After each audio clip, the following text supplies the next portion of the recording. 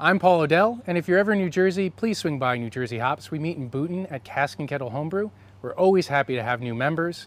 Also, Brew Hardware in White House Station is another great homebrew shop, and I'd be very glad if you see it, swing in there and buy some stuff and help everybody out. This is your craft beer and brewing tip of the week. Prost! What's the advantage of dry yeast? Well, we talked about the yeast starter. It's complicated, it's another step.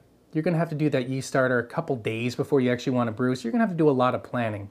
It's a small beer, it needs at least 48 hours to brew when you're doing a liquid yeast starter. What if you just want to brew that day? Well, you've got some options here. These dry yeasts have about 200 billion cells per sachet.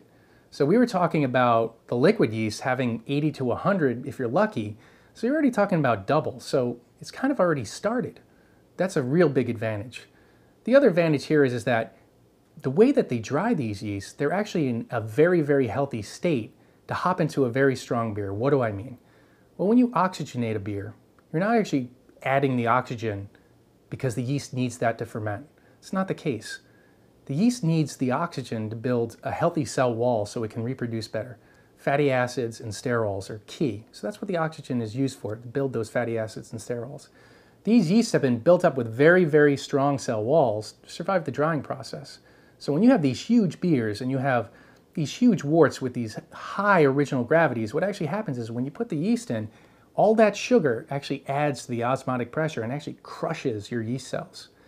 These are actually a little bit better at surviving those conditions, these dry yeasts, so there's an advantage. If you'd like some more information on brewing Abbey ales, please click on the link below.